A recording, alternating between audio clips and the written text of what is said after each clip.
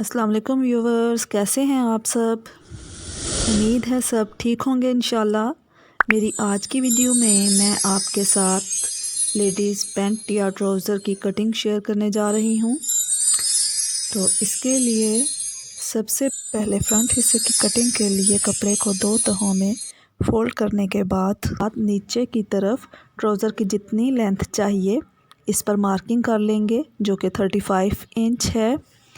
इसके बाद मैंने ऊपर की तरफ 2 इंच के फासले पे नेफ़े की फ़ोल्डिंग के लिए मार्किंग की है, जो कि हमारे तैयार ट्राउज़र की लेंथ से 2 इंच एक्स्ट्रा है। ट्राउज़र की जितनी आसन या मियानी चाहिए उसकी मार्किंग करनी है, तो इसके लिए मुझे 12 इंच की लेंथ चाहिए।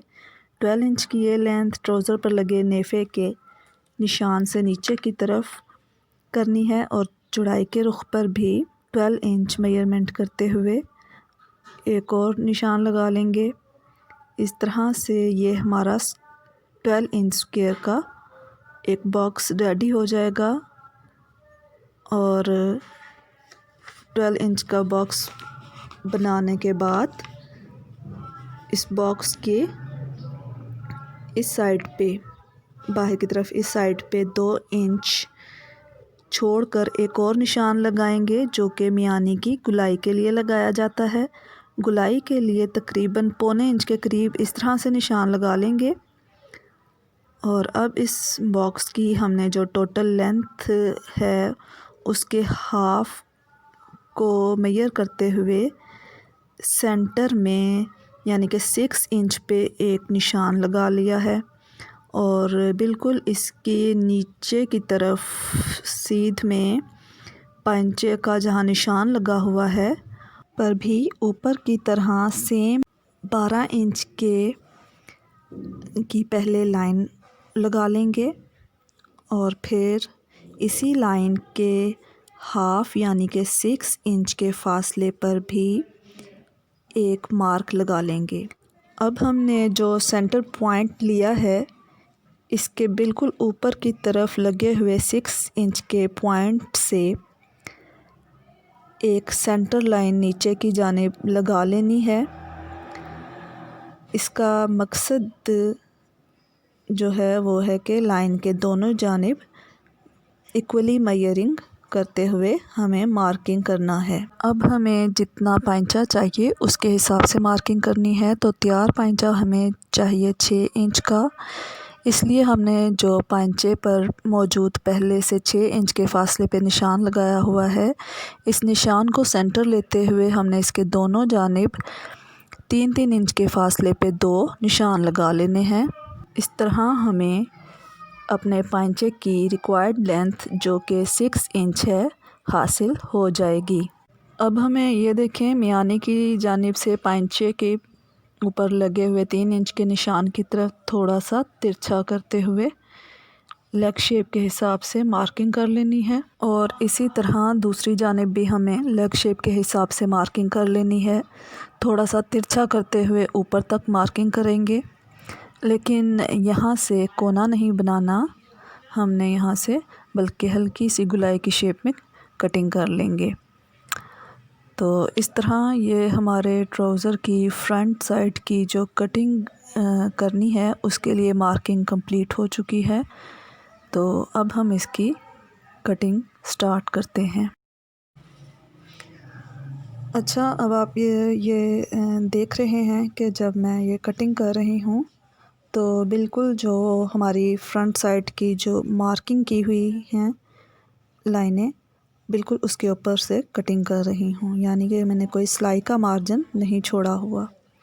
आपने भी इसी तरीके से कटिंग करनी है। इसकी वजह यह है क्योंकि फ्रंट साइड पे मार्किंग के जो निशान लगाए होते हैं वो वहीं से कटिंग करते हैं, और जो सिलाई का मार्जिन होता है वो हम जब बैक साइड की कटिंग करते हैं तो वहाँ से निकल आता है।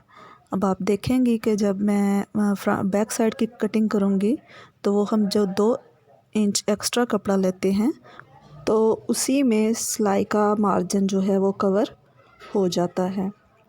तो ये हमारी फ्रंट साइड की कटिंग भी कंप्लीट हुई। अब हमने इसकी बैक साइड की कटिंग के लिए मार्किंग करनी है। तो इसके लिए मैंने जो फ्रंट साइड की कटिंग की है उसको हम बैक साइड के लिए किए गए इस दोहरे तय किए हुए कपड़े पे इस तरीके से रख देंगे और साथ में ही मियानी की साइड पे 2-2 इंच के फासले से मार्किंग करते जाएंगे, जैसे हमने फ्रंट साइड के लिए की थी सेम उसी तरीके से। और यहाँ से भी इसके बाद नीचे पाँचे तक हम इसी तरीके से 2 इंच के गैप से मार्किंग करते जाएंगे। अब आप देख सकते हैं कि ये जो 2 इंच का गैप दिया जा रहा है फ्रंट हिस्से से, इसमें सिलाई का मार्जिन भी ऐड हो रहा है। इसी तरीके से अब जो दूसरी साइड है इस साइड पे भी हमने मार्किंग करनी है, लेकिन यहाँ पे हमने गैप नहीं देना बल्कि बिल्कुल फ्रंट हिस्से के साथ ही से निशान लगा देना है कटिंग के लिए। और इसकी अब हमने कटिंग कर लेनी है। ये कटिंग करते हुए हमने जैसे बैक साइड फ्रंट साइड से कटिंग की थी सेम इसी तरीके से यहाँ से करनी है साथ से, और यहाँ से गुलाई देते हुए अपनी बैक साइड की कटिंग भी इस साइड से सेम फ्रंट साइड की तरीके से कर लेनी है। जबकि यहाँ से हमने 2 इंच के गैप से दिए गए जो मार्क्स हैं उनके ऊपर कटिंग करते हुए यहाँ से गुलाई देते हुए मियानी की गुलाई देते हुए हमने नीचे तक पाँचे तक अपनी कटिंग कंप्लीट कर लेनी है। तो आपको उम्मीद है कि ये समझ आ गई होगी। इस तरीके से ही हमारी कटिंग कंप्लीट है।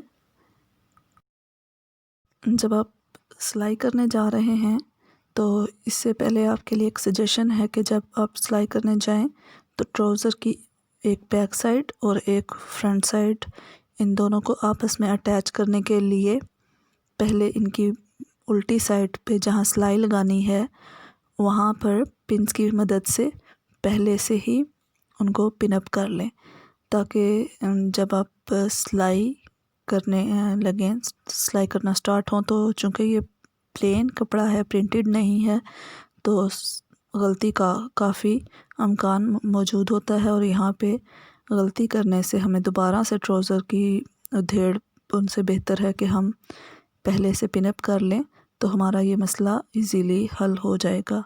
किसी भी किस्म की गलती नहीं होगी, उधेड़ना नहीं पड़ेगा।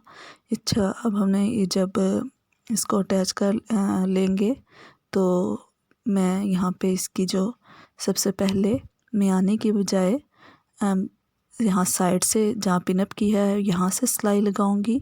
उसके बाद ये पांचा फ़ोल्ड करूँगी और फिर ये पांचा फ़ोल्ड करने के बाद सेंटर की सिलाई लगा लूँगी।